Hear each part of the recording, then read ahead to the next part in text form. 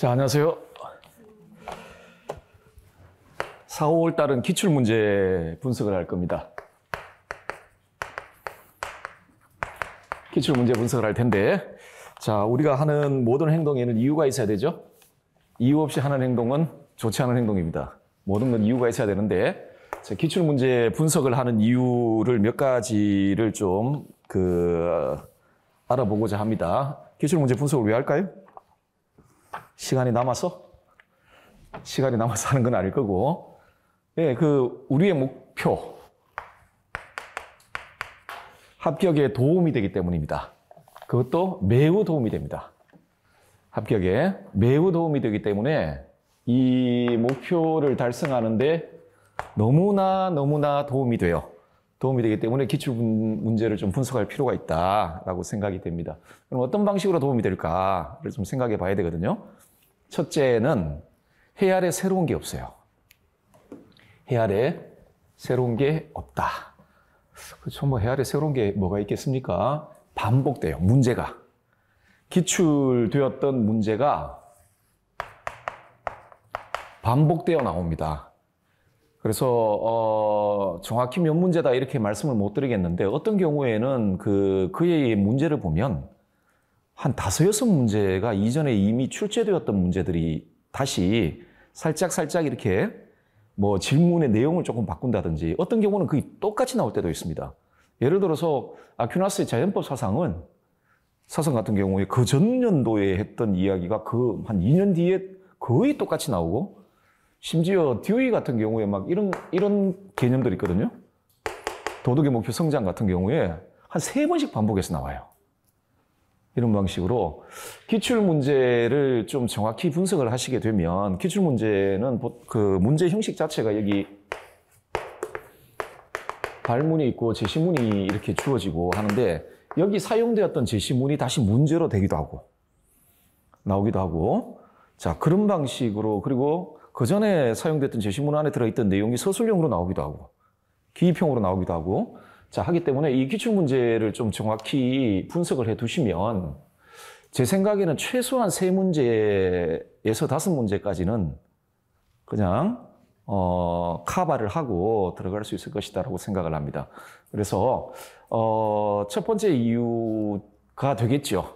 첫 번째 이유가 우리가 왜 기출문제를 분석하는 게 합격에 도움이 되는지에 대한 첫 번째 이유가 될 것이고 두 번째 이유는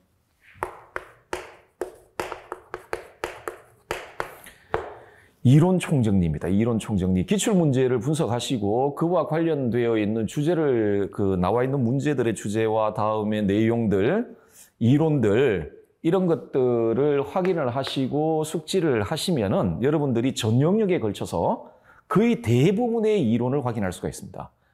하기 때문에 여러분들이 이제 그냥 이론을 공부를 한번 하셨고 다시 그 이론을 복습을 해야 되지 않습니까? 복습을 해야 되는데 이 기출문제는 그 복습을 하는데 굉장히 중요한 그리고 좋은 수단이 됩니다. 수단이 되고 또 문제를 통해 복습을 하는 거기 때문에 이런 형태의 문제가 나오고 이런 이론과 관련해서 이런 형태의 문제들이 출제되는구나를 확인할 수가 있어요. 확인할 수가 있기 때문에 그런 점에서 굉장히 도움이 됩니다. 여러분 합격이라는 목표를 달성함에 있어서 굉장히 좀 도움이 되고요. 부차적으로 기출문제를 분석하다 보면은 우리가 출제 영역이나 출제 주제나 출제될 만한 내용들을 확인을 할 수가 있습니다. 확인할 수가 있고 또 하나 기출문제를 분석하기 때문에 수많은 제시문을 보게 됩니다. 제시문이 있잖아요. 그리고 이 제시문들의 거의 90%는 원문이에요. 원문입니다. 물론 원문을 원문 그대로 나오는 경우도 있고 아니면 원문을 조금 이렇게 출제자께서 좀 이렇게 조정을 하셔가지고 내는 경우도 있지만 많은 원문을 보게 됩니다. 여러분들 지금 공부하시는 분들에 따라 좀 다르겠지만 어떤 분들 같은 경우에는 학부 과정이나 이런 걸 거쳐오는 과정에서 주요 원서들을 보신 분들도 있을 것이고 그렇지 못한 분도 있을 것인데 특히 그렇지 못한 분들 같은 경우에 그러니까 주요 원문을 접할 수 있는 중요한 기회가 됩니다, 이거. 하기 때문에 기출문제를 분석하실 때 단순하게 그 질문을 보고 발문을 보고 제시문을 한번 그냥 읽는 수준 좀 넘어서 그 그 기출문제에 등장하고 있는 제시문들도 좀 꼼꼼하게 살펴보실 필요가 있을 거라고 생각하고, 마지막으로 기출문제를 분석하면서 예상문제를 우리가 도출해낼 수가 있습니다. 어떤 학자가 지금까지 어떤 영역에서 출제되었다는 걸 확인할 수 있기 때문에 지금까지 출제되지 않은 부분을 예상할 수가 있고, 또한 그 기출된 부분들이 어떤 방식으로 응용될 수 있겠다라는 것도 예상할 수가 있습니다. 이런 측면에서 기출 문제를 분석한다는 건 우리의 목표인 합격을 위한 정말 좋은 수단이 된다라고 생각하기 때문에 제 개인적으로는 우리가 공부를 해나가는 과정에서 반드시 해야 될 거가 몇 가지가 있거든요. 그 중에 하나가 기출 문제 분석입니다. 이건 반드시 해야 됩니다. 이거는 해도 되고 하지 말아도 되고 뭐 하면 좋고 안 해도 뭐 그만인 그런 과정이 아닙니다. 그러니까 뭐 강의를 통해서 기출 문제를 분석하시든 아니면 홀로 기출 문제를 분석하시든 어떤 방식으로든 간에 이건 분석을 하셔야 됩니다. 분석을 하셔야 되고, 뭐 분석한다라는 말은 조금 어색하긴 한데 기출 문제를 꼼꼼히 살펴보셔야 한다는 게 제 생각입니다. 생각이기 때문에 그래서 이번 4월 달에서 5월 달에 이르는 과정에서는 기출 문제를 한번 보시고 여러분들 이 과정을 통해 이론을 다시 한번 총정리한다는 생각으로 그 접근을 좀 해주시면 좋겠습니다. 분석 과정은 제 강의의 순서 과정을 따라갈 겁니다. 저는 그 이론 강의를 그 서양윤리부터 시작하고 서양윤리, 동양윤리, 다음에 정치사회사상, 뭐 통일교육론, 응용윤리, 다음에 뭐 교과교육론 이런 식으로 하게 되어 있습니다. 아직까지 제가 교과교육론 강의는 시작을 하지 않았습니다. 5월 달부터 시작을 하는데 교과교육론 기출문제 분석을 가장 마지막에 하기 때문에 그때 되면 뭐 겹치게 될 것이라고 좀 생각을 하고 있습니다. 하고 있고요. 자, 그런 방식으로 좀 진행을 할 거고, 참고로 말씀드리자면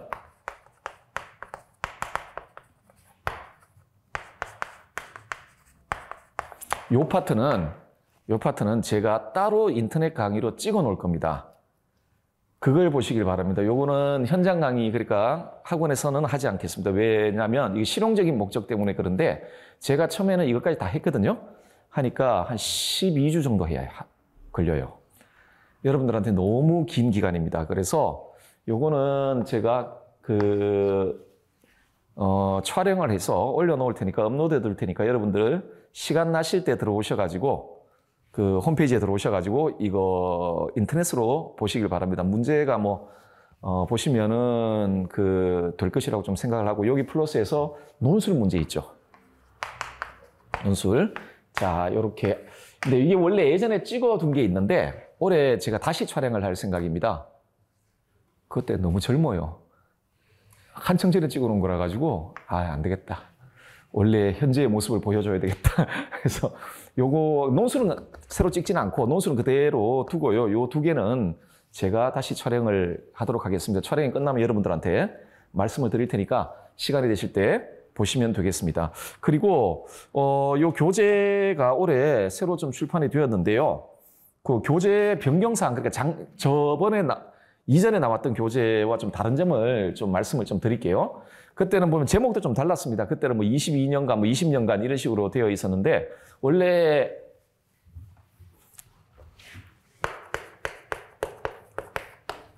교재 안에 2002년에서 현재까지 문제들이었습니다. 그래서 좀 이렇게 세분화 보면 2002년에서 2019년까지, 그러니까 이전의 서술형 시험, 예전 서술형 시험 다음에 2019년에서 언제 바뀌었죠? 서술형 2014년? 2014년 맞나? 요때까지가 객관식, 1차 객관식, 2차 논술 그때거든요. 하고 그 이후에 현재까지, 지금 현재 시험 유형 이런 식으로 되어 있었고, 그때 이전 교재도 여기는 모든 문제를 담지 않았습니다. 이게 왜 제가 모든 문제를 담지 않았냐면, 일단은 교육 과정이 바뀌었어요. 2002년도 교육 과정하고 지금 교육 과정하고는 완전히 다르죠. 그리고 교육 과정이 달라졌다는 이야기는, 교육 과정에 보시면은 우리 교과 내용 요소가 있는데 내용 요소도 많이 바뀌어 있어요. 그리고 제가 요 시대 때 문제를 좀 보니까 굉장히 얼토당토하는 문제들도 꽤 많아요.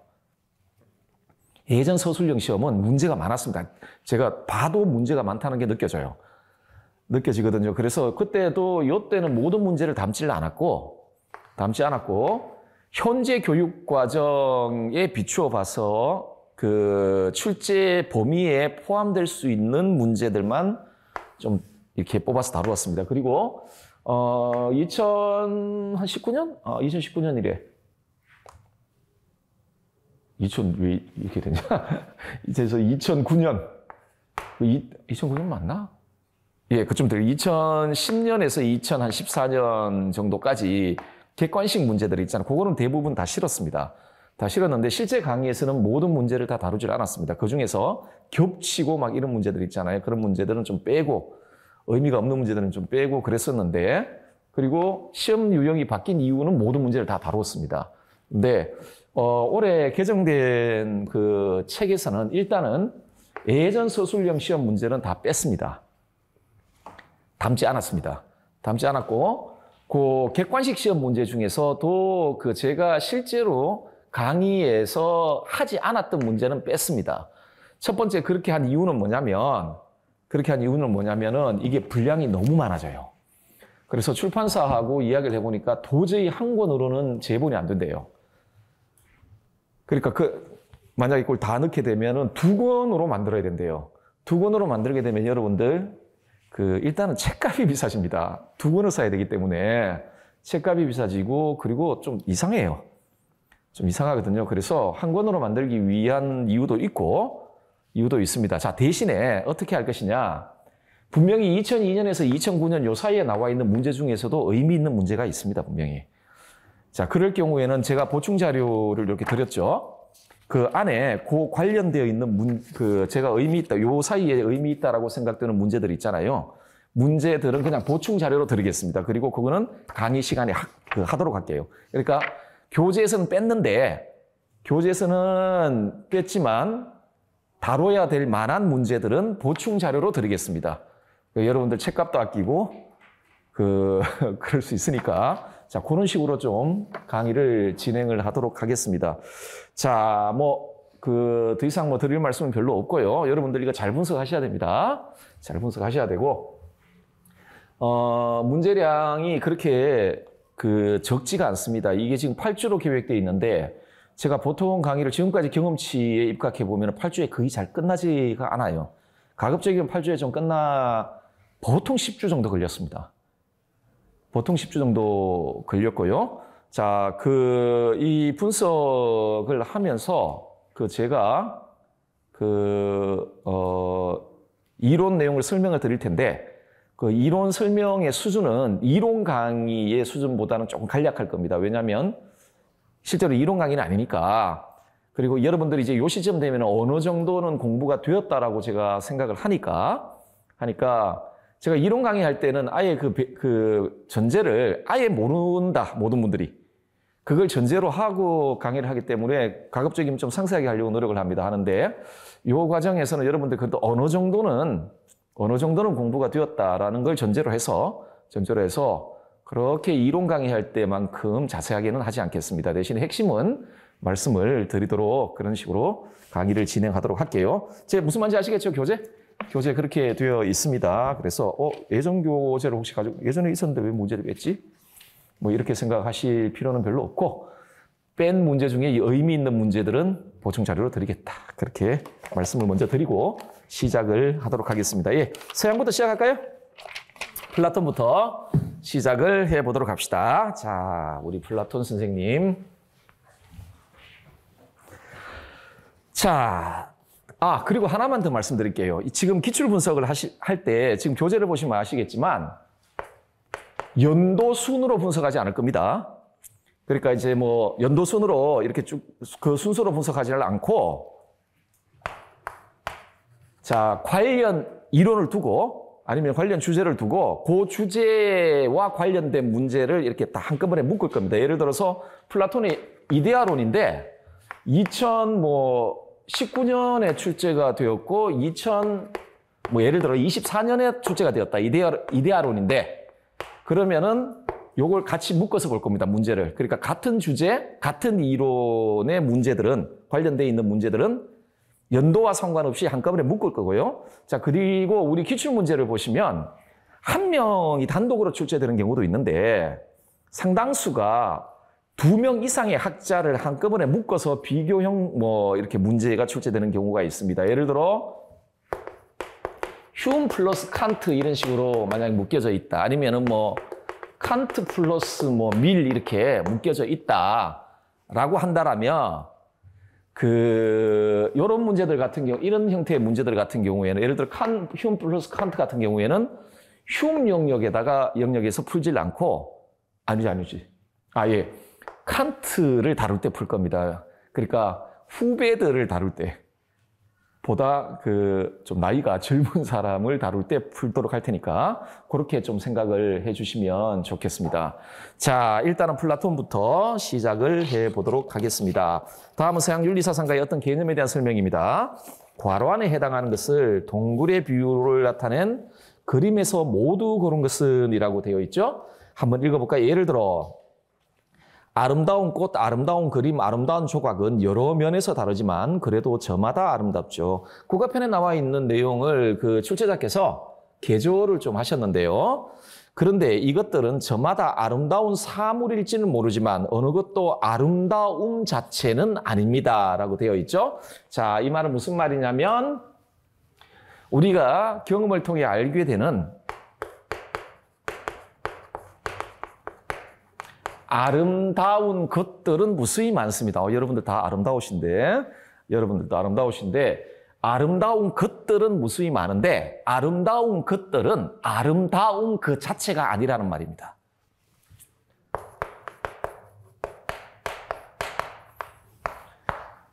인 것 자체, 이런 식으로 플라톤이 정의를 합니다. 이게 이데아에 대한 하나의 정의입니다. 이데아를 표현할 때, 플라톤이 이데아를 표현할 때, 뭐뭐인 것들과 이렇게 두 구절을 구분을 해요. 뭐뭐인 것들, 뭐뭐인 것 자체. 자, 아름다운 것들, 우리가 경험을 통해 알게 되는 아름다운 것들은 많죠.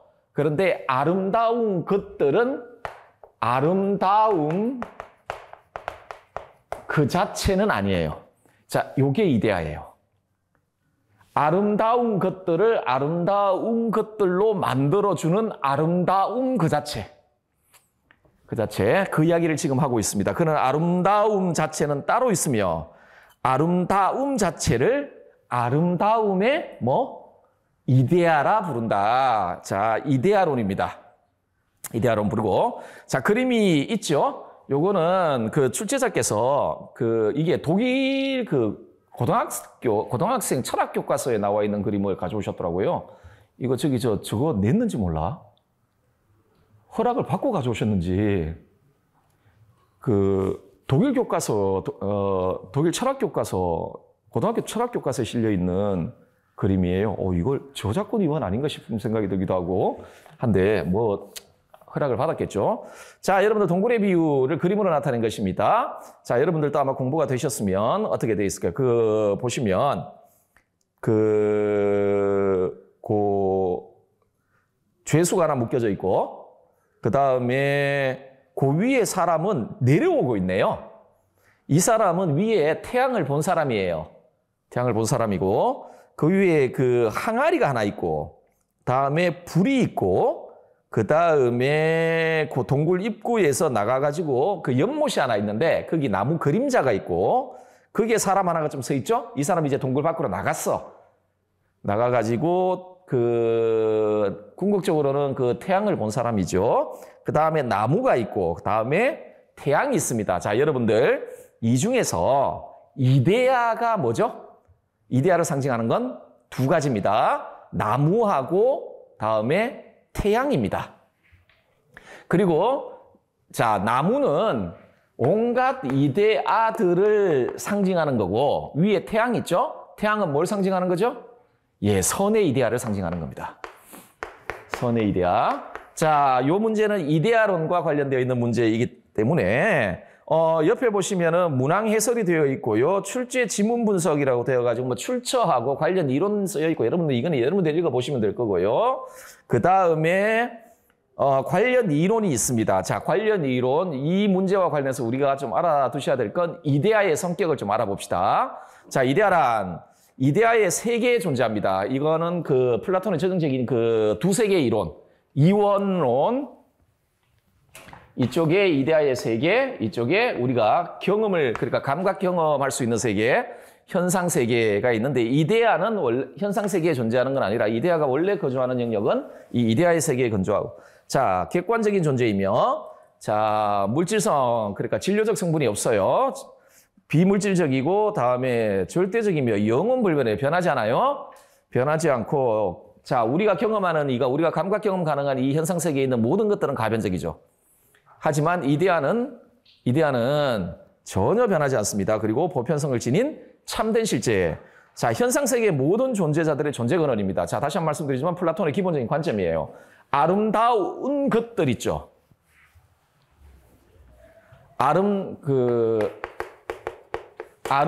이렇게 뭐 합시다. 홍길동은 사람, 김병찬도 사람이잖아요. 홍길동 사람, 김병찬도 사람인데 홍길동을 사람으로 만들어주고 김병찬을 사람으로 만들어준 건 사람의 이데아예요. 자, 플라톤의 생각은 뭐냐면 이데아가 있기 때문에 현실 세계에 그 이데아를 본뜬 것들이 존재하는 거예요. 이데아가 없으면 현실 세계에는 그런 게 없는, 예를 들어 아름다움에 이데아가 없다라면 현실 세계에는 아름다운 것들이 있을 수 없어요. 하기 때문에 이데아는 현실 세계에, 현상 세계에 존재하는 모든 것들의 존재 근원입니다. 그리고 그것의 본질이에요. 아름다운 것들의 본질이 아름다움이라고 한다면 아름다운 것들의 본질이 아름다움이잖아요. 공통 본질이 아름다움이잖아요. 그 아름다움이 이데아예요. 그리고 아름다움은 현실 세계에서 우리가 경험 가능한 사물들의 속성이 아니라 이데아인 거예요. 이데아가 현실 세계의 사물들에 분유되어 있는 겁니다. 이렇게. 분유되어 있는 것이다. 그래서 현상 세계의 존재자들의 원형입니다. 오직, 자, 그러면 이데아는 어떻게 우리가 인식할 수 있느냐? 이데아는 감각 경험을 통해 인식될 수 없습니다. 감각 경험을 통해 인식될 수 없고요. 이데아는 오직 뭐를 통해서만? 지성을 혹은 이성을 통해서만 직관되는 겁니다. 자, 지성에 의해서만 인식되는 참된 인식의 대상이요. 자, 여기에 실천적 영역, 즉 정치라든지 윤리라든지 이런 데 있잖아요. 이런 데에서는 자, 정치가가 통치를 할 때 따라야 될 모범 용어, 보편적이고 절대적인, 그러니까 윤리적 가치들 있잖아요. 예를 들어 선 있죠. 세상에는 많은 선한 것들이 있잖아요. 그 선의 근원은 뭘까요? 많은 선한 것들이 있는데 그것의 근원은 선 그 자체 아니겠습니까? 선에 이대한 거죠. 그리고 선에 이대한 영원불변하고 보편적이고 뭐 그런 존재잖아요. 하기 때문에 우리가 도덕계가 도덕적 가치라고 이야기되는 선 뭐 이런 것들 있잖아요. 이런 것들은 변하지 않습니다. 자, 이게 이데아의 기본 생각이고, 자, 동굴의 비유의 내용은 여러분들 한번 읽어보시면 되고 원문이거든요. 뒷페이지에 보시면 동굴의 비유에 나타나 있는 상징 해석이라고 되어 있죠. 원래 독일 교과서는 이렇게 되어 있었는데 그 옆에 있는 걸 다 빼버리고, 자, 여러분 제 밑에서부터 봅시다. 동굴 안쪽이 있잖아요. 동굴 안쪽을 보시면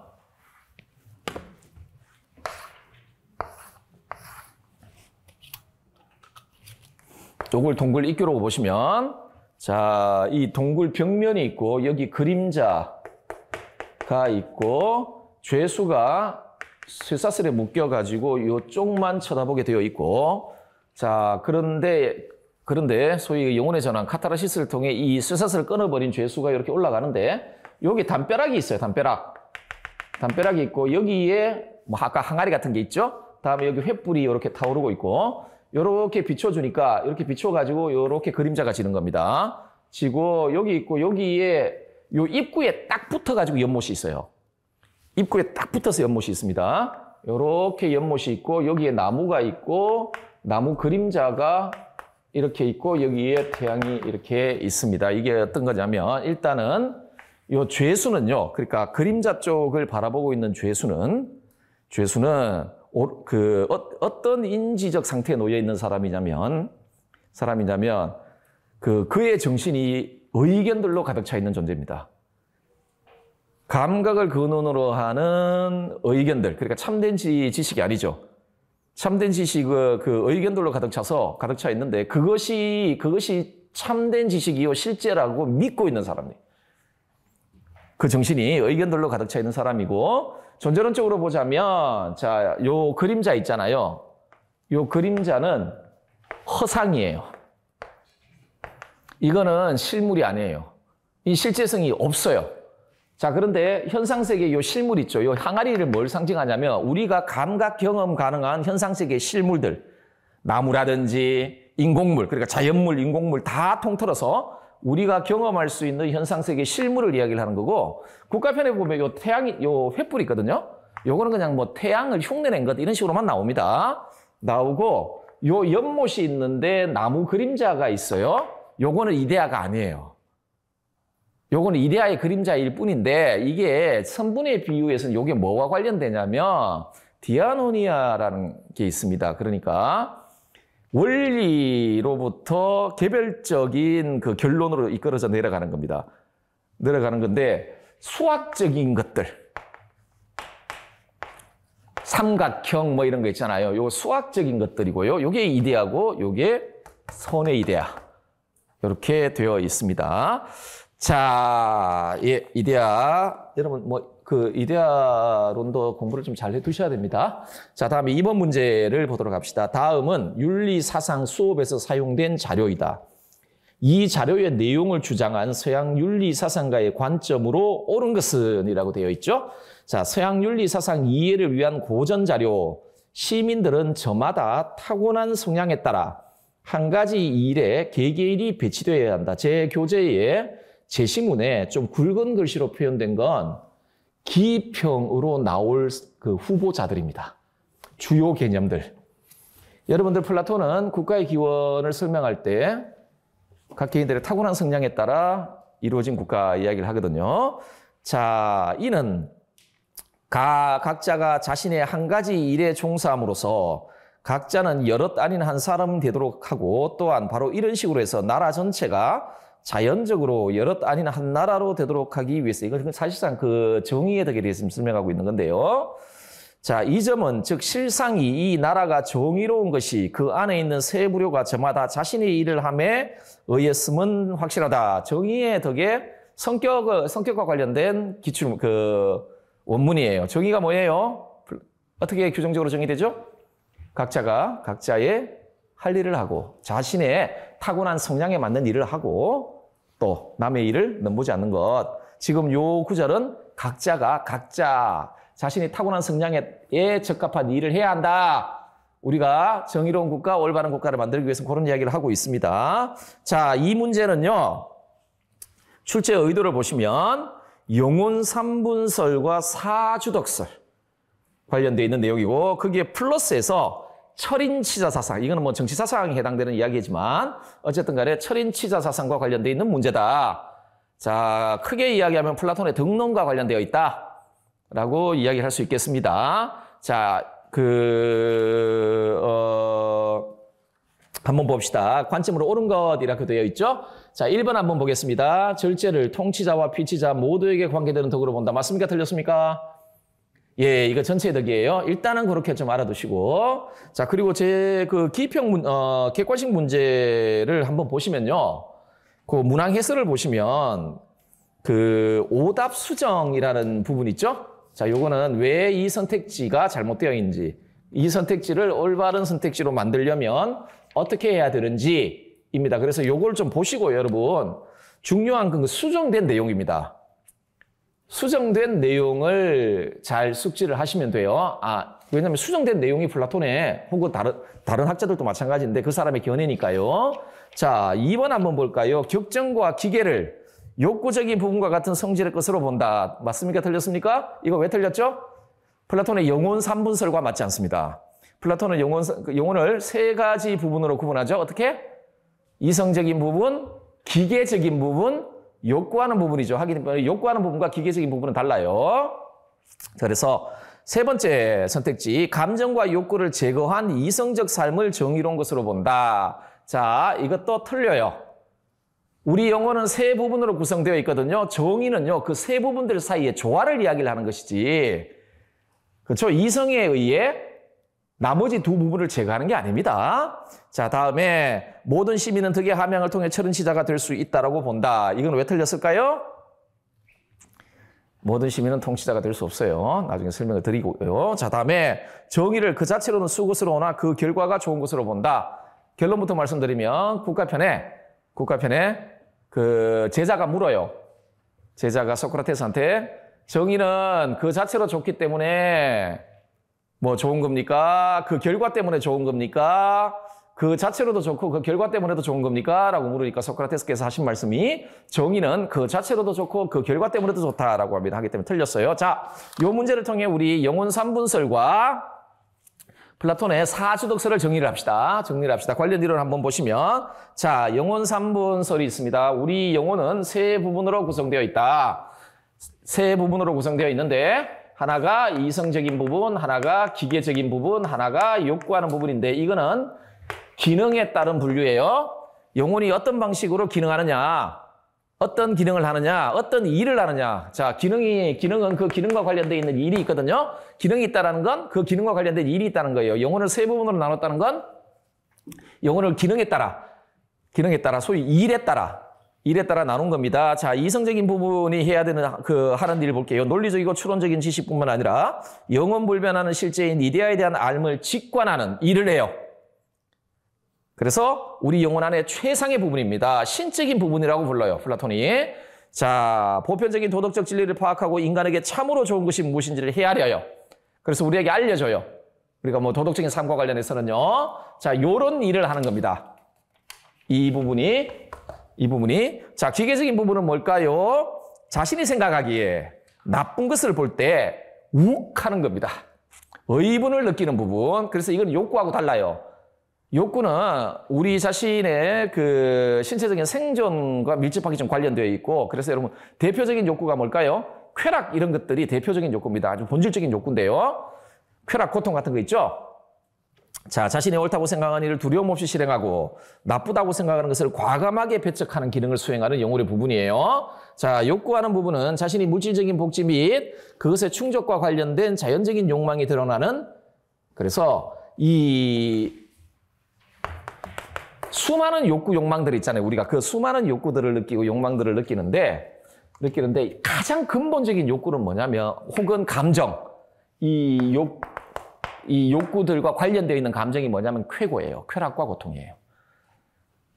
쾌락과 고통입니다. 우리가 그 배가 고프면 고통을 느끼기 때문에 뭔가를 먹고 싶은 욕구가 생겨요. 그리고 그게 충족되면 쾌락을 느끼는 거지. 자, 어쨌든 간에 욕구와 기계는 기본적으로 다른 겁니다. 자, 이제 사주덕설을 좀 보도록 할 텐데, 자, 여러분들 아실 겁니다. 덕이란 고대 그리스어로 이 아레테라는 용어입니다. 그리고 아레테는 언제나 어떤 것과 관련되어 있냐면,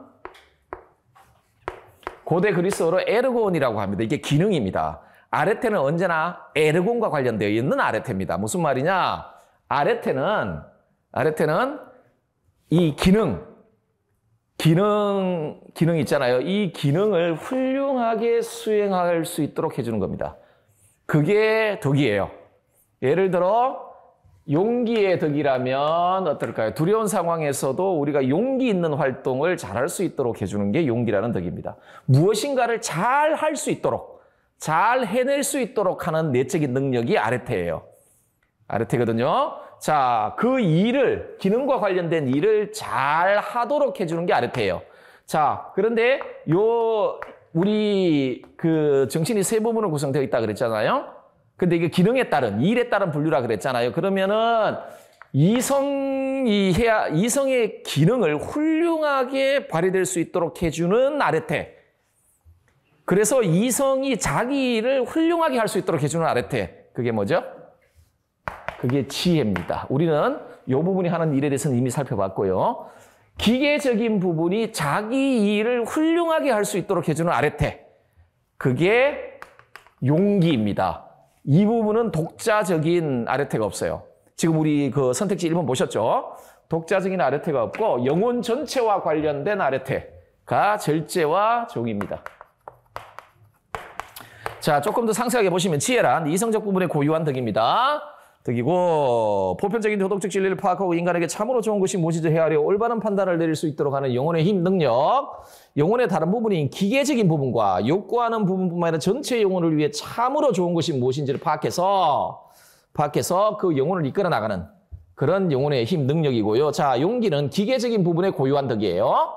고유한 덕이고, 자, 우리 국가편에 보면 용기에 대한 규정적 정의가 나오는데 이런 식으로 나옵니다. 두려워할 것과 두려워하지 않을 것들에 관한 바르고 준법적인 소신의 지속적인 보존과 그런 능력인데, 자, 여러분들 그러면 요 정의 있잖아요. 이게 플라톤의 정의예요. 규정적 정의인데, 두려워할 것과 두려워하지 않을 것들에 대한 알은 기계적인 부분에서 파악될까요? 아닐까요? 아니죠. 기계적인 부분은 그냥 의문을 느끼는 겁니다. 그런데 무엇을 두려워하고 무엇을 두려워하지 않을 것인가를 판단하는 건 요 친구가 하는 겁니다. 이성이 하는 거예요. 따라서 이 용기라는 건요. 용기라는 건 이성의 판단을 보존하는 거예요. 이성이 알려주는 바에 따라 우리가 행동할 수 있도록 만들어주는 덕이에요.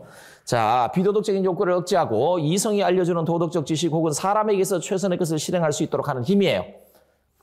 자, 기계와 지혜가 결합하여 형성되었다. 이제 이 말은 무슨 말인지 아시겠죠? 자, 여러분들, 그 기계 그 자체는 그 자체로 좋지도 나쁘지도 않은 겁니다. 어떤 의미에서 의문을 잘 느끼는 사람이 악한 일을 할 수도 있어요.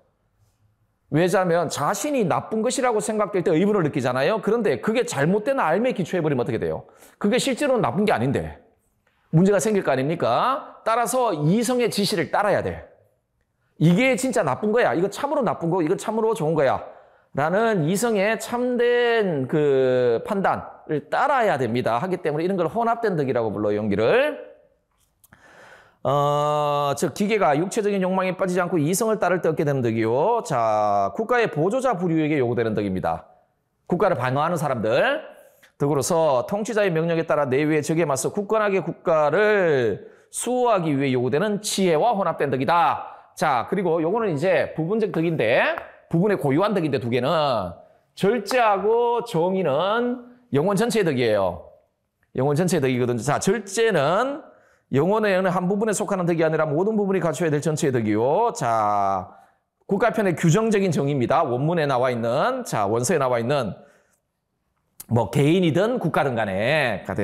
자, 성향에 있어서 한결 나은 쪽과 한결 못한 쪽 사이에 어느 쪽이 지배할 것인지에 대한 합의, 이렇게 되어 있습니다. 국가편에. 국가편에 절제에 대한 정의가. 자, 그러면 우리 영혼에서 성향상 가장 나은 게 뭐예요? 뭐 여러분들은 뭐 욕구다 이렇게 이야기하실 분도 있겠지만 그건 여러분의 생각이고 적어도 플라톤의 생각에 따르면 그리고 그래도 이게 좀 더 낫지. 아무래도 우리가 인간인데 우리가 돼지도 아니고 돼지는 이게 없잖아요. 자, 이성이에요. 그렇죠? 이게 한결 나은 부분이고 이게 한결 못한 부분이야. 그럼 누가 지배해야 된다는 이야기예요? 이성이 지배를 한다는 거예요. 그리고 이 부분은 이성의 지배를 자율적으로 받아들이는 겁니다. 그러면은 여러분 절제 있는 사람은 어떤 사람일까요? 이런 사람이에요. 이성이, 자, 뭐 이런 예를 들 수 있을 겁니다. 현 상황에서 선한 행동은 공부하는 거다. 네가 선을 이루기 위해서는 지금 현재 상황에서 공부를 해야 돼라고 이성이 우리에게 알려줘요. 알려주는데 보통 욕구는요, 여러분들 아까도 말씀드렸지만 우리 신체, 그러니까 소위 우리 생명적인 자기 보존과 많이 관련돼 있단 말이에요. 관련돼 있는데 여러분들 아시겠지만 이 공부하는 행동은 어떤 의미에서 보면은 우리의 생리적인 조건과 정말 안 맞아요. 안 맞아요. 우리는 동물이기 때문에 항상 좀 움직여야 되는데 하루에 거의 대부분 앉아 있다는 것 자체가 굉장히 좋지 않은, 우리 몸에는 굉장히 좋지 않습니다. 그래서 왜 의자에 오래 앉아 있으면 뭐 이제 고관절도 문제가 생기고, 여러분들 의자에 오래 앉아서 활동했을 때 신체에 문제가 생긴다는 이야기는 그 행위가 우리 몸에는 좋지 않다라는 이야기입니다. 고통을 발생시키잖아요. 하기 때문에 보통 보면은 이 판단과 반하는 욕구가 생겨요. 예를 들어서 뭐 유흥 욕구 이런 거 생기잖아요. 자, 절제 있는 사람은 어떤 사람이냐면 이런 게 생기잖아요. 이성의 요구, 이성이 정신을 지배하고 있는 상태에 있는 사람입니다. 이런 예를 들어 비도덕적인 욕구가 생긴다 할지라도 사실상 절제 있는 사람은 비도덕적인 욕구도 생기지 않아요. 이 욕구가 이성의 지시에 따라 일어나요. 이 기계적인 부분도 마찬가지예요. 이성의 지시에 따라 자기가 활동하는 거예요. 결국은 이 두 부분의 활동이 이성의 지시에 따라 이루어지고 있는 사람이 절제 있는 사람이에요. 그리고 여러분들 그러면 절제 있는 사람은 이성의 지시에 따라 활동을 할 때 고통을 느낄까요? 고통을 느끼지 않습니다. 절제 있는 사람. 왜냐하면 합이라 그랬어요. 합이라 그랬잖아요. 그래서 이 두 부분이 여기에 복종을 하는데 그 복종은 자율적 복종이에요. 그러니까 이게 굉장히 좀 국가 가지고 이야기하면 굉장히 쉬운데 여기가 통치자고 여기가 보조자고 여기가 그 생산자잖아요. 그 절제 있는 국가는 얘네들이 자율적으로 통치자의 명령에 복종하는 거예요. 하기 때문에 얘네들은요, 통치자의 명령에 복종하면서 막 괴로워하지 않아요. 절제 있는 사람은 절제 있는 행동을 하면서 괴로워하지 않습니다. 왜? 자율적으로 복종을 하고 있으니까. 그걸 합의를 본 거 아니야. 그렇죠? 자, 그래서 영혼의 기계적인 부분과 욕구하는 부분의 활동이 이성에 의해 파악된 최선의 삶에 대한 삶에 따라 통제 조절되고 있는 상태를 만들어내는 덕이에요. 이성의 요구에 따라 기계와 욕구를 스스로 잘 조절할 수 있는 능력이요. 영혼의 부분들이 서로 간섭하여 영혼의 부분들 사이의 조화 균형이 무너지지 않도록 조절하겠죠. 이렇게 되면 소위 말해 통치와 피통치의 질서가 구축되는 거니까 국가예산에 대한 최상의 지식을 갖춘 지혜로운 자들이 통치하고 수호자와 생산자는 그들의 명령에 따라 그들의 일을 훌륭하게 수행할 때 형성되는 국가 전체의 덕. 자, 나머지 이제 마지막으로 정의 혹은 올바름입니다. 자, 국가편에서의 규정적 정의는 이렇게 되어 있습니다. 각자의 할 일을 잘하고, 자, 어때요? 이성은 이성의 할 일을 잘하고, 기계는 기계의 할 일을 잘하고, 욕구는 욕구의 할 일을 잘하는 겁니다. 그렇죠? 이렇게 되면 어떤 일이 발생할까요? 지혜와 용기의 덕이 갖춰지는 거예요. 그렇겠죠? 갖춰지는데, 여러분들 한번 보세요. 기계와 욕구, 요 두 부분이 자기가 할 일을 잘하기 위해서는 어떻게 해야 돼요? 이성의 지시에 따라 일을 해야 돼요. 그렇죠? 그래서 요거를 조금 더 구체적으로 이야기를 하자면 영혼의 각 부분이요. 이성의 지시에 따라 자신이 마땅히 해야 할 일들을 잘하고 다음에 다른 사람의 일을 넘보지 않는다라는 이야기 있죠.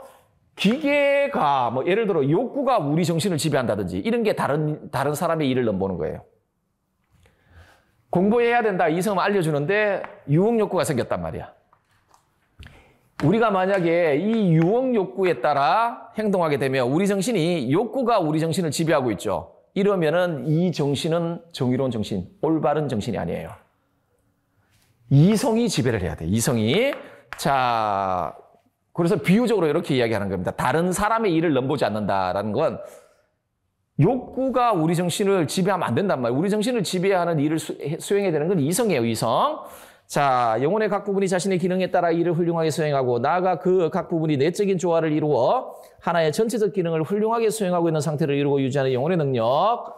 국가 내의 사회적 부류들 사이의 상호관계를 올바르게 조절함으로써 국가를 구성하는 개인들을 결속시켜 한마음 한뜻으로 하나된 나라를 만들어내는 조화로운 결합력. 이게 정의가 되겠습니다. 그래서 아까 자, 다음에 철인치자 사상인데 이건 정치사상 파트에서 나중에 다시 한번 보시게 될 겁니다. 자, 그때 한번 다시 보는 걸로 합시다. 하고 여러분들 그 수정된 부분들 잘 눈여겨 보시길 바랍니다. 자, 3번 문제 한번 봅시다. 2020년 문제. 가나는 서양 고대 윤리 사상가들의 주장입니다. 작성 방법에 따라 서술하라 라고 되어 있습니다. 가를 보도록 하겠습니다. 훌륭함은 선천적으로 있게 된 것도 아니며 저절로 있게 된 것도 아닌다. 앞에 한국어로 훌륭함이라고 번역되어 있죠?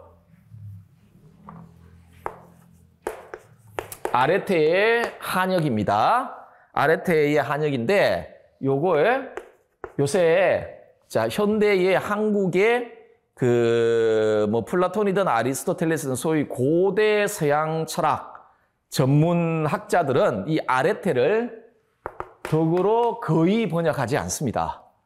거의 번역하지 않고 훌륭함, 혹은 탁월성 이렇게 번역을 합니다. 그 이유는요. 고대 그리스 사람들은 우리가 덕이라 하면 이거는 도덕적인 의미가 굉장히 강하죠. 강한데 고대 그리스인들 심지어 플라톤, 소크라테스, 아리스토텔레스도 이 아레테를 단지 도덕적인 의미로만 사용하지 않습니다. 이게 일상적인 그 당시에 그리스인들이 사용했던 일상적인 용법을 사용합니다. 이게 뭐냐면 그냥 훌륭한 거야, 훌륭한 거. 자기 기능을 잘 수행하면 훌륭하다 그러는 거예요. 예를 들어 분필이 글씨를 잘 쓰라. 분필의 기능은 여기에다가 이렇게 글씨 쓰는 거잖아요. 분필이 그 일을 잘 하면 분필은 훌륭한 분필이에요.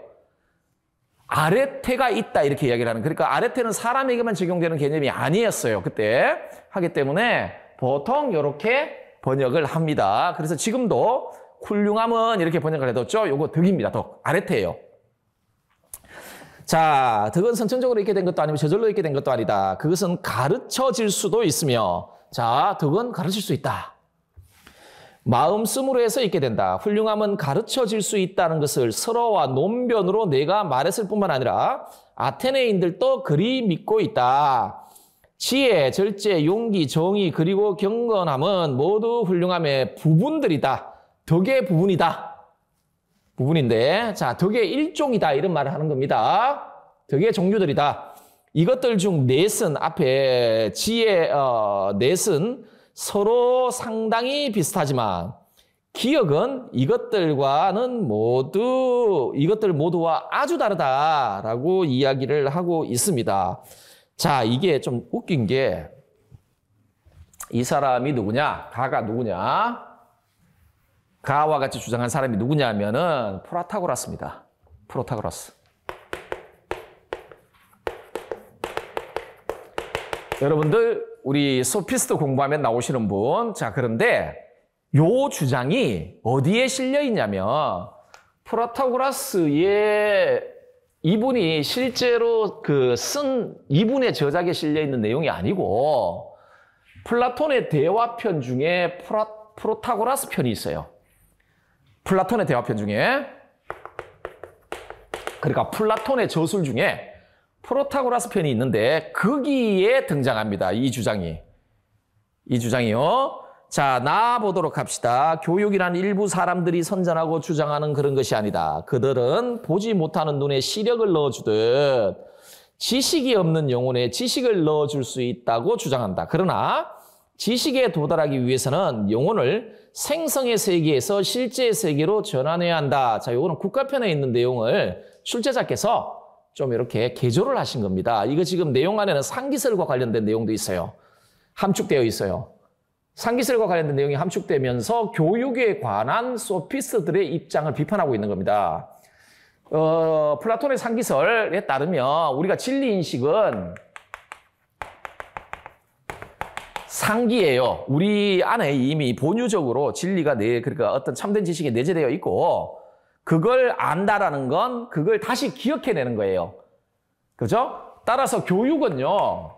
교육 과정이란 외부에서 무엇인가를 우리 정신에 주입하는 게 아니라 우리 정신 안에 있는 그 참된 지식, 이걸 순수한 이성의 힘을 통해 드러내는 게 교육 과정이에요.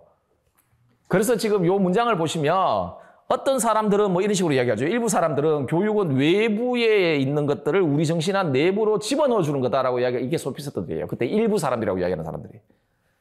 그들이 소피스트들이에요.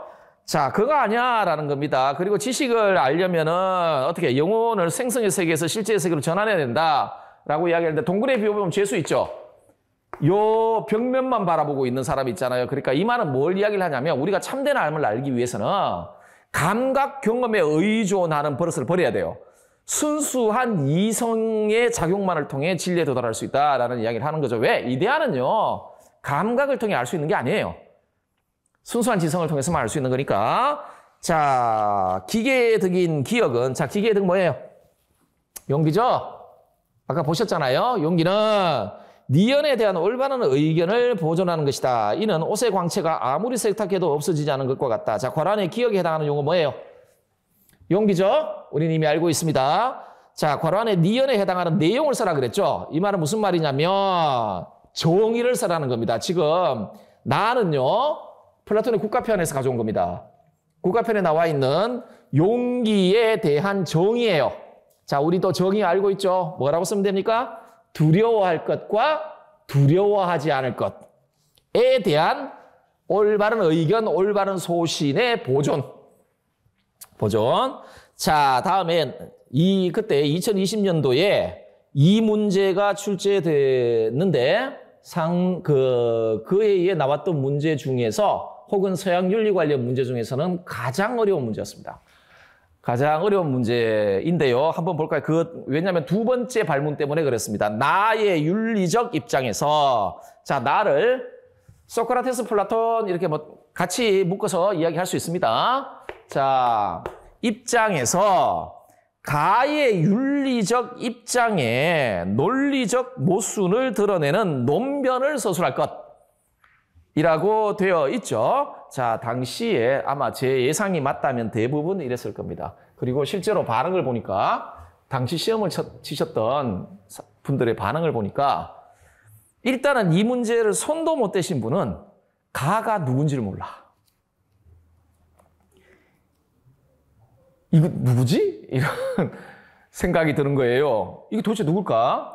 이게 누군지를 알아야지 가를 주장한 사람의 윤리적 입장을 비판을 하든 뭐든 말 할 거 아니에요.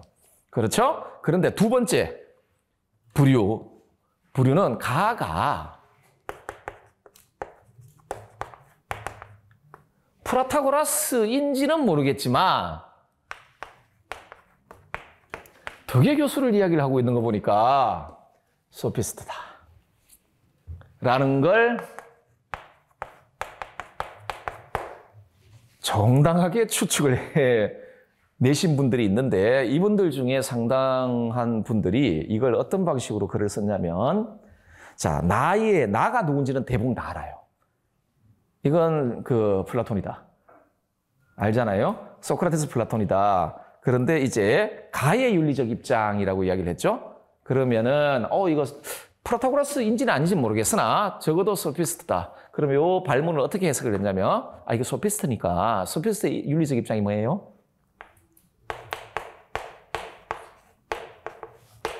상대주의죠.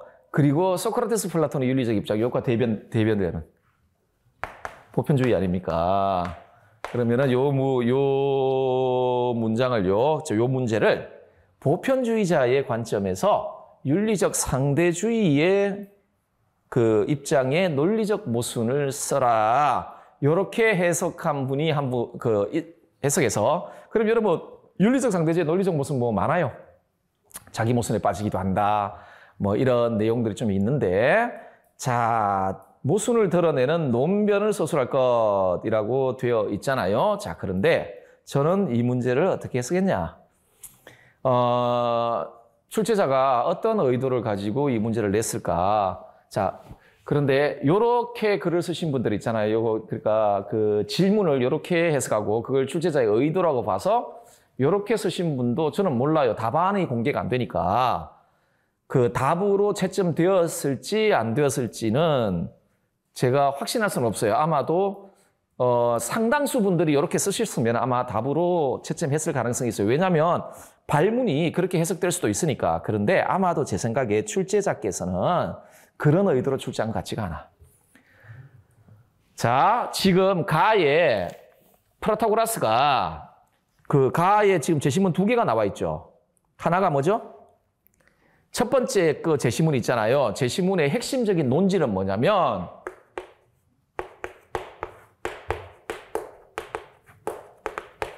이게 핵심적인 논지예요. 덕은 가르쳐 줄 수 있다.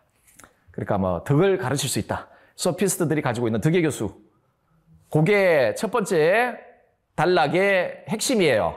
논지죠. 자, 두 번째 그 단락의 핵심이 뭐냐면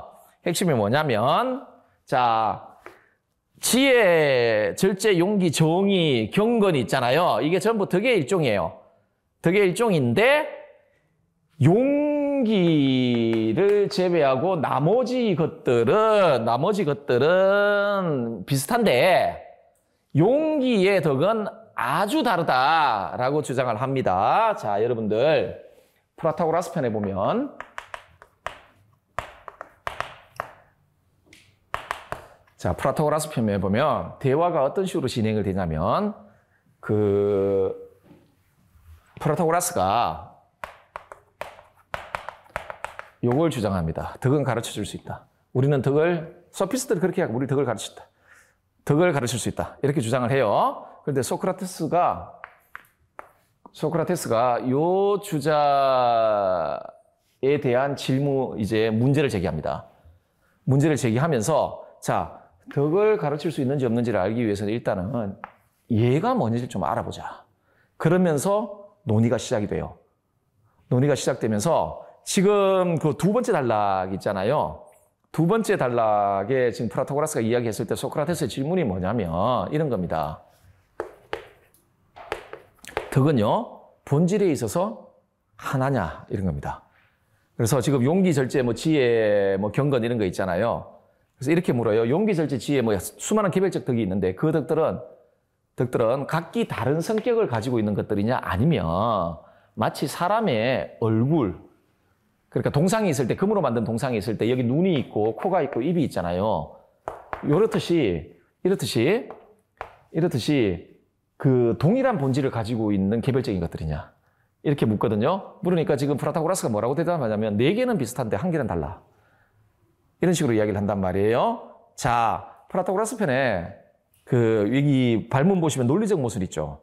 논리적 모순이라고 그랬잖아요. 그 모순을 지적하는 그 내용이 나옵니다. 방금 제 신문에 나와 있는 프라타고라스의 주장에 대한 논리를 이 주장은 논리적으로 모순입니다. 라고 논박을 해요. 자, 제 생각에는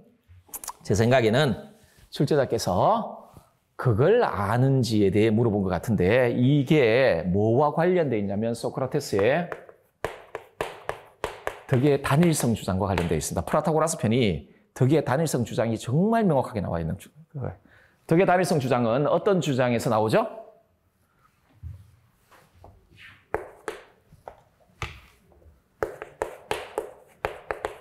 이 주장에서 나오는 겁니다. 지덕일치, 그리고 아레테는 에피스테메다라는 주장에 근거하여 덕은 하나다. 덕은 하나다라는 주장을 하는데 지금 프라타고라스는 어떻게 해요? 이런 식으로 이야기하면 덕이 하나가 아니야. 완전히 본질을 달리하는 덕이 적어도 2개가 있거든요. 용기는 완전히 본질을 달리하는 거니까 이렇게 되잖아요. 자, 그걸 논박합니다. 자, 그래서 이 문제는요. 소크라테스의 지덕일치설과 덕의 단일성과 관련된 문제가 되겠습니다. 자, 지덕일치설 한번 보도록 합시다. 덕이란 각자가 가진 고유한 기능을 잘 발휘하여 그 기능과 관련된 일을 훌륭하게 해낼 수 있는 능력이다. 인간의 덕이란 인간의 고유한 기능인 이성의 기능을 완전히 발휘하여 그와 관련된 일, 즉 인간으로서 최선의 삶을 누리기 위해 요구되는 것에 대한 참된 삶을 파악하는 일을 훌륭하게 해낼 수 있는 능력이다. 따라서 덕이 있는 상태는 이성을 완전하게 사용해 최선의 삶을 영위하는 데 필요한 참된 이성적 지식 혹은 기술을 소유하고 있는 상태죠. 이 상태가 인간에게서 최선의 상태가 됩니다. 자, 참된 삶을 소유하고 있는 상태와 덕이 있는 상태가 같아요. 그리고 맨 오른편에 나와 있는 지덕일치의 논리는 이래요. 덕은 그 자체로 좋은 것이고 유익한 것이다. 어떤 것이 유익한 것이라면 우리가 이성을 사용하여 그것을 바르게 이용했기 때문에, 달리 말해 참된 이성적 지식에 따라 그걸 지혜롭게 사용했기 때문에 그런 거죠. 돈은 그 자체로 좋지도 나쁘지도 않은 겁니다. 그런데 그게 우리에게 좋은 게 되는 건 뭐죠? 우리가 우리 삶에 있어서 참으로 좋은 게 무엇인지를 분명하게 알고 그것에 따라 돈을 이용할 때 돈은 좋은 것이 된다는 이야기예요. 자, 정신적인 속하는 것도 마찬가지다. 덕은 정신적인 것이 참된 이성적 지혜에 따라 바르게 이용된 것. 자, 무슨 말이냐? 아까 플라톤의 영혼 산무설 예를 들자면 기계 있잖아요. 의분을 느끼는 거 있잖아요. 이건 그 자체로 좋지도 나쁘지도 않아요. 그런데 이게 좋은 것이 되려면 어떻게 해야 돼요? 이성의 명령에 따라서 작용해야 되잖아요. 달리 말하면 이성이 우리가 알려주는 두려워할 것과 두려워하지 않을 것에 대한 참된 지식, 그것에 따라 이 부분이 작용을 할 때 얘는 좋은 것이 돼요. 그럴 때 이 부분과 관련된 용기의 덕이라는 게 생긴다는 거잖아요. 결국 이런 거예요. 모든 덕이란 결국 우리 안에 들어있는 정신적인 것들이 지식 혹은 지혜에 따라 잘 인도되어서 형성되는 거라는 거예요. 그렇다면 어떻게 되죠? 눈, 코, 입이 모양이 다 다르지만 예를 들어 절제의 덕이나 경건의 덕이나 지혜의 덕이나 용기의 덕은 개별적인 성격은 다 다르지만 그 바탕은 뭐예요? 금이라는 이야기예요. 동일 본질을 가지고 있다는 겁니다. 동일 본질. 그 동일 본질이 뭐라는 거예요? 지식 혹은 지혜라는 겁니다. 하기 때문에 모든 개별적인 덕들은 지식에 속한다는 이야기입니다. 하기 때문에 덕은 하나다 이런 식으로 주장을 하는 거예요. 자, 소크라테스가 덕은 하나다라고 했을 때 요것들 뭐 절제, 용기 뭐 이런 것들 사이에 어떤 성격의 구분이 없다 이런 이야기를 하는 게 아니에요. 얘네들의 공통 본질이 지혜다, 지식이다 이런 이야기를 하는 거죠. 그런 점에서 덕은 하나다라고 이야기를 하는 거예요. 그래서 밑에 보시면 덕의 단위성 주장이 나오는데 지금 방금 제가 설명드렸죠. 왜 이 주장을 했냐. 덕은 하나다라고 왜 이런 주장했냐. 모든 개별적 덕의 공통 본질이 뭐라고요?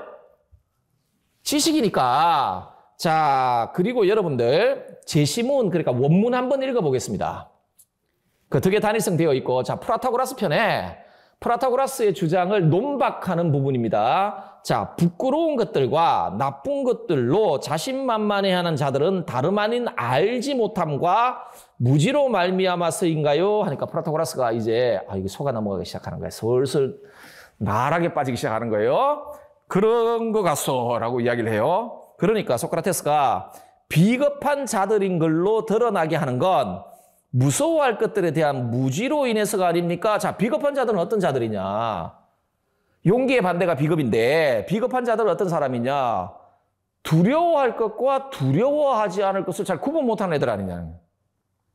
마땅히 두려워하지 않을 것에 대해서 두려워하는 애들이 비겁한 애가 아니냐? 이 말은 두려워할 것과 두려워하지 않을 것에 대한 지식을 가지고 있지 못하기 때문에 사람이 비겁해지는 거 아니냐? 그러면 프라타고라스가 냉큼 알아차리고 이거 말려들은데 라고 생각하고 따르겠는데 거기에서 그렇지라고 이야기해버리네 세상에. 자, 그렇소. 이거 땄다 이제. 프라타고라스는 나락에 빠집니다. 그러면 무서워할 것들과 무서워하지 않을 것들에 대한 지혜가 용기 아니냐? 이해되십니까? 덕이란 자, 예를 들어 절제란 뭐겠습니까, 여러분? 마땅히 즐거워할 것을 즐거워할 것과 마땅히 즐거워하지 않을 것을 아는 지혜. 용기란 마땅히 두려워할 것과 두려워하지 않을 것을 아는 지혜. 지식. 덕은 지식인 거예요. 지식인 거예요. 덕의 본질은 지식인 거예요. 자, 용기이고 이것들에 대한 무지가 비겁 아니냐. 그렇죠? 자, 이 말은 무슨 말이에요? 아까 5가지 종류의 개별적인 덕에 대해서 4가지는 같고 용기는 다르다 그랬죠. 거기에 대한 논박입니다. 용기든 뭐든 전부 개별적 덕의 본질은 지식이다. 자, 그래서 이해되십니까? 이게 프라타고라스의 그 주장에 대한 논박. 당신 지금 논리적인 모순을 범하고 있어. 이 말이에요. 용기를 제외하고 나머지 덕들도 전부 그 본질이 지식이야. 용기도 지식이야. 그런데 왜 성격이 다르다고 이야기하냐? 지금 당신 그르소라고 이야기했잖냐. 자, 그래서 지혜, 절제, 정의가 서로 상당히 비슷한 이유는 그것들의 공통 본질이 지식이기 때문에 따라서 용기가 이것들과 아주 다르다면 자, 지식의 반대말이 뭐예요? 자, 이런 식으로 논박을 하거든요. 자, 지식의 반대말이 무지예요. 자, 방금 지금 프라타고라스가 뭘 인정해버렸어요? 덕들은 다 지식이네? 이렇게 했죠. 그런 식으로 지금 인정을 해버렸잖아. 프라타고라스가요. 자, 그러면 만약에 나머지 4개하고 용기가 완전히 다른 것이다. 이렇게 이야기를 하면 얘네들의 본질은 지식인데 그럼 지식의 반대말은 무지 아냐? 그러면은 용기의 본질은 무지란 이야기입니까? 이런 말이에요. 근데 방금 모든 덕의 본질은 지식이라며. 그렇죠? 자, 본질은 무지이기 때문에 그렇다면 용기는 훌륭함의 부분일 수 없다. 이게 당신의 주장의 모순이라는 거예요. 지금 모든 덕들은 다 훌륭함의 부분이라며. 훌륭함의 부분이라는 이야기는 자, 개별적인 덕들은 덕의 일종이나 다 덕의 일종이고 덕의 본질은 지식이잖아요. 용기도 덕의 일종이란 말이에요. 그런데 덕의 본질은 지식이라 말이에요. 자, 즉 용기를 훌륭함의 부분이라고 말하면서 그것을 지혜, 절제, 정의와 아주 다르다고 주장하는 건 모순이다. 이렇게 되어 있습니다. 프라타고라스 편에. 자, 그런데 제가 다시 한번 말씀드릴게요. 이 문제에 대하여 출제자의 의도가 진짜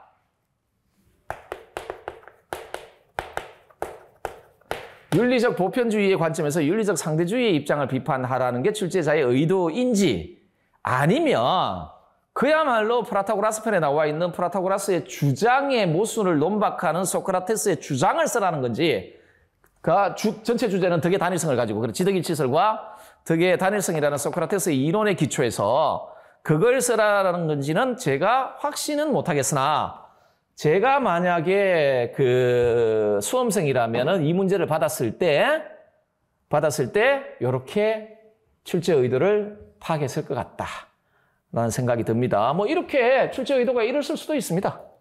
그러면 문제는 어려운 문제가 아니에요. 윤리적 보편주의 관점에서 윤리적 상대주의의 논리적 모순을 이끌어내는 건 어려운 문제가 아닙니다. 그런 의도였으면 이 문제는 어려운 문제가 아니에요. 그런데 만약에 제가 생각하는 방식의 출제 의도로 출제되었으면 이거는 뭐 프라타고라스 편을 읽지 않은 사람은 못 씁니다. 못 쓰는데 그래서 생각은 해봤습니다. 출제자가 그렇게 잔인한 사람일까? 그런 생각을 해봤으나 저는 그렇게 생각한다. 자, 여러분들 딴 이야기를 할 필요 없고 이 문제를 통해 지덕일치설과 덕의 단일성 주장을 잘 이해를 해두시면 되겠다라고 보시면 되겠습니다. 좀 쉬었다 봅시다.